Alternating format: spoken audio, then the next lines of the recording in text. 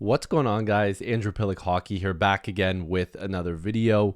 Today we're going to be talking about something kind of ridiculous, and again, it is involving John Klingberg and the fact that the Maple Leafs might have some money to play with here.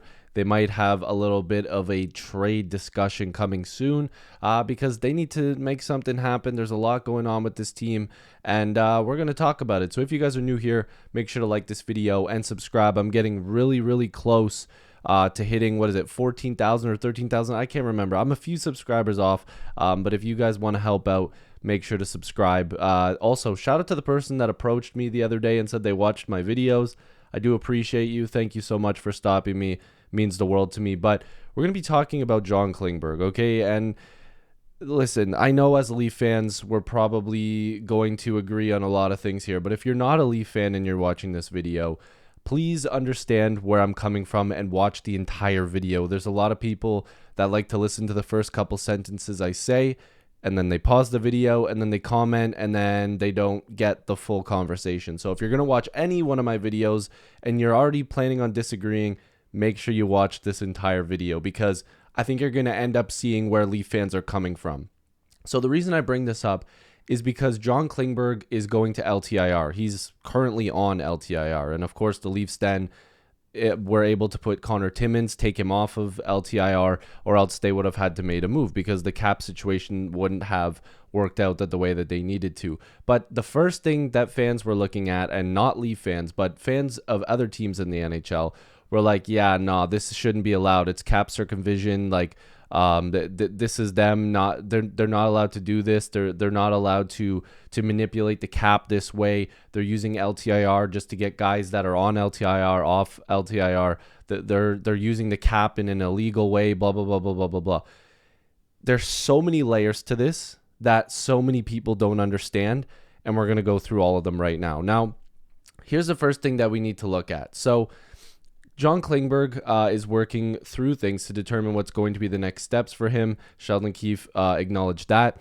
This injury has been there throughout my career. This is Klingberg speaking now, but I've been able to deal with it and work through it. But it kind of hit a rock bottom here these last few weeks, Klingberg said after practice in Sweden on November 17th. So let's take already a few things that's coming out of this statement. First of all, John Klingberg didn't play in Sweden. He's from Sweden. This would have been a huge moment for him. It was a massive moment for the Swedes that were on the Leafs. He didn't participate in a lot of the team activities, and when he was seen limping. So you would think that this would be a major opportunity for him and his family, and that he would push through absolutely anything to try to be playing in these games and be a part of the team activities. But he is so injured that he wasn't able to do so. So that's the first thing that we need to bring up there.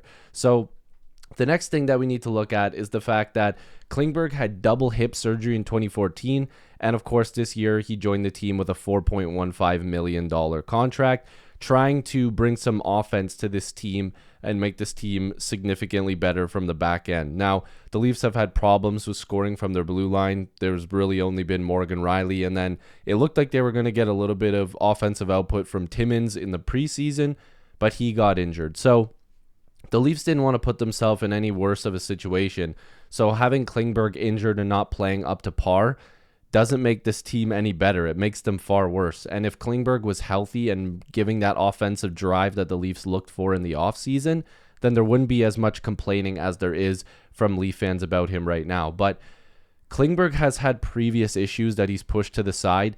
I don't understand how he passed the physical when he signed with the Maple Leafs. It looks like this injury has kind of been floating around and coming back and forth throughout his career.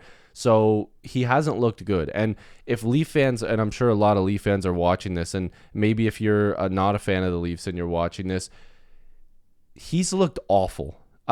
He hasn't looked good offensively. With Klingberg, you know he's not going to play good defensively. But if you're a fan of the Maple Leafs, you know that this guy was supposed to bring the offensive dynamite power that he's had in years previous, but he hasn't done anything. He hasn't looked good at all offensively. He hasn't carried the puck. He hasn't made good passes. He hasn't been active in the offensive zone. He has been lost. He hasn't been playing well at all. And that's why the Leafs are like, okay, so the injury's getting worse, and we're going to let you rest a little bit. Well, The rest isn't helping. He's practicing and he's joining practice and then he's leaving 10 minutes into practice. He's getting ready to join the team in Sweden. He can't even do team activities in Sweden.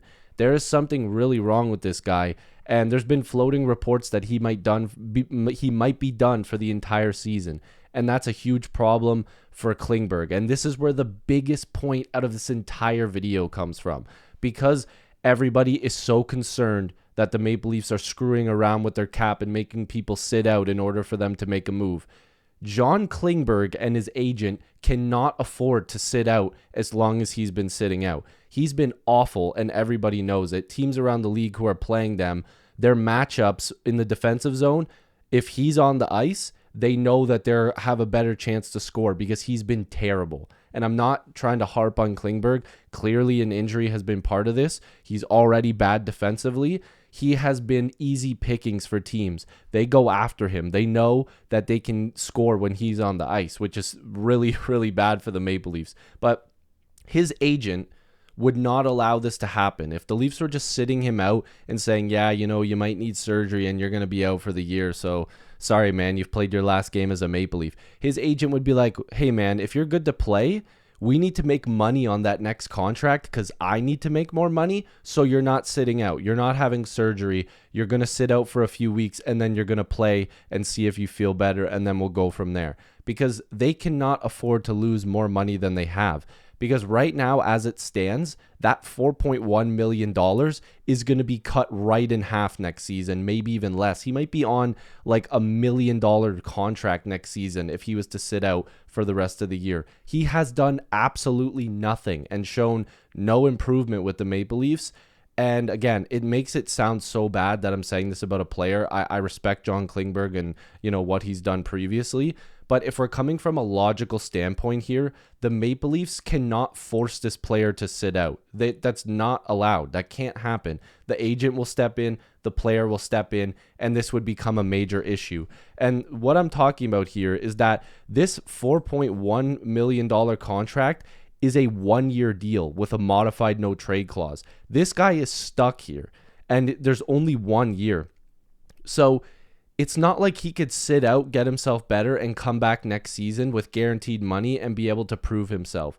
John Klingberg has that 1 year deal, and if he sits out the rest of the year, will be going into free agency as a -7 with 5 points in 14 games. And even with Minnesota not showing that dynamite offensive output, and even a little bit with Anaheim, of course, that team was really bad, not showing that dynamite offensive output. Of course, with better teams, you can see he's done a little bit better and that point percentage goes up a little bit. But that is not going to get him a long-term deal. It's not going to get him, a 2 or 3 year deal worth $4 or $5 million. This guy's going to be taking pennies on the dollar, and you're going to get him for pennies on the dollar. The agent and the player will not allow this to happen unless it's really serious. And it looks like the team, the player, the agent, everybody is coming together right now to figure out what the best case scenario is, because it's not looking good for Klingberg. So if we're looking at this from a Leaf standpoint, you can see that this cap-friendly page is a bit of a mess, but they're in the positive right now for cap space. So they're able to carry a full roster size of 23 players. But if they were to move some players around, and we'll do that right now as we're on the screen here. And of course, we also know that we don't have Timothy Liljegren in the lineup. We also don't have Klingberg, and we just got Timmins back. This blue line is really bad, and that's where people are starting to kind of look at the signs here. With this extra money, the Maple Leafs really have to do something on that blue line. They're going to have to send a player or two down maybe to even create a little bit more cap space, probably a Benoit, because even if you do that, and we'll just do that right now, the Leafs will be over $3 million in cap space. Maybe a trade involves a guy like Ryan Reeves, who hasn't really done too much, and again, it hasn't really worked out. He's got 3 years left on that deal, though, so I'm not really sure. They might just want to bury that contract. But the whole point here is that the Leafs have cap space, and if Klingberg ends up on LTIR for the rest of the season, the Leafs are going to have to act quickly on what they're going to do, because they need to find more defensemen. The blue line, as it stands right now, is pretty awful.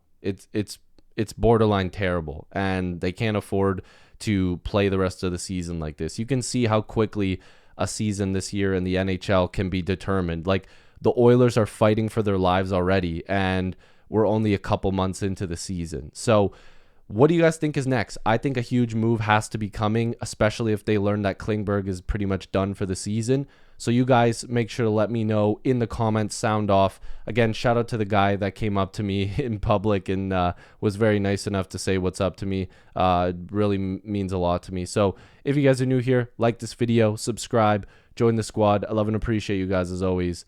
And let me know what you guys think about John Klingberg. Is there a move coming? We'll see. Peace.